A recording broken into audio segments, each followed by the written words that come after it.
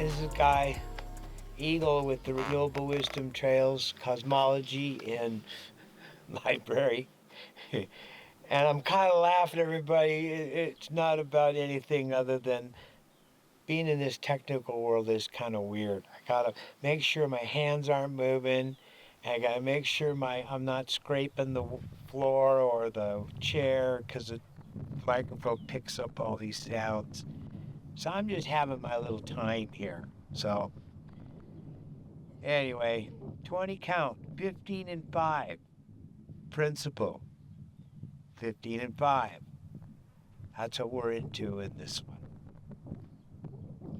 And it's a little bit challenging because it's a catalyst.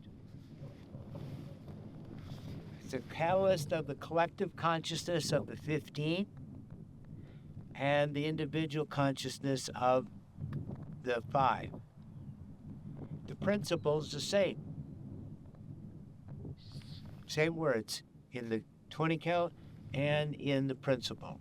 Catalyzing. Bringing it all together. A lot of people may use the word integrating. What are you integrating? You're integrating the knowledge that has been gathered and integrating it into wisdom so it can be recorded in your body. Bottom line, that's what we've got it reduced to within our language skills. So 15 and 5 is the numbers we put this in. So what is the knowledge that we are integrating? Well, it's the knowledge from 11 and 1, 12 and 2, 13 and 3, 14 and 4. All of our work with those previous numbers that we have talked about have to catalyze all the information into a physical form so it can be recorded for future use. It has to become part of the library.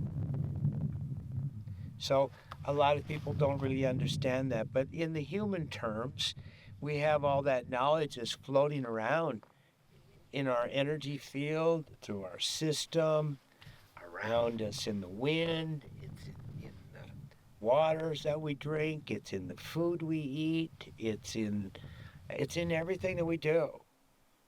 So instead of it just being a process of eating or a process of breathing, we have to be aware that those are the vehicles that are carrying the knowledge.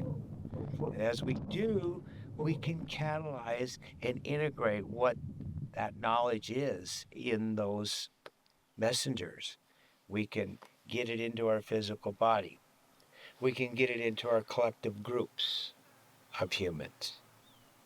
Well, the same thing is going on in the animal world in the 14 and 4. Same thing is going on in the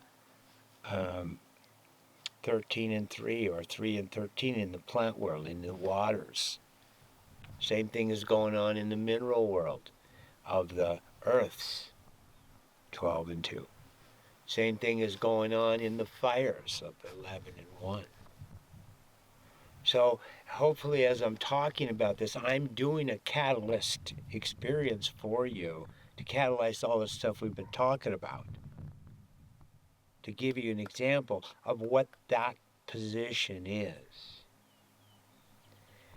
Oftentimes I see in the world of our current human lifestyles, most people are too busy and they'll go from one task to another. There's never a break for integrating or catalyzing in between one task into another. They wait till the end of the day if they have enough juice left in their system, they have to decompress. Well, that's a catalyzing kind of time. Others just pass out because they're just too tired. Boom, no catalyzing. So they may go 3-4 days a week, 2 weeks a month before they ever have enough downtime where they can actually catalyze the information. Vacations are good for that. But so is just sitting and taking it all in. And if you want to really look at that wisdom, that knowledge, where does that knowledge come from? You can watch how the animals do it. They're doing it all the time.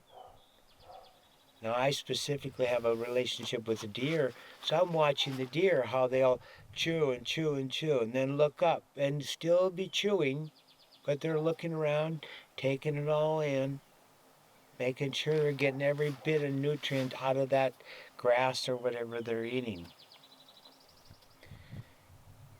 Same in the plant world. It's a little harder to witness the catalyzing, but you can see it if you watch the daily activities of photosynthesis. You can actually find that moment when the leaves on a plant are the brightest. They just look juicy. They're not shriveling up from too much heat, or they're not so locked in from too much cold. They're just kind of in that era of when the growth is, or the movement is really happening. Well, the interpretation of that movement would be catalyzing. They're really taking it all in, the resources from the wind, what the air quality is in the wind, how much humidity is in there, they're taking it in from the waters, they're taking it in from the land, the resources, the fertilizers that are available. They're just taking it all in, putting it together. So that's kind of a little general talk about catalyzing. The wind's coming up now. Looks like it's time for us to do a little the same. So you never know, might be something to it. Thank you.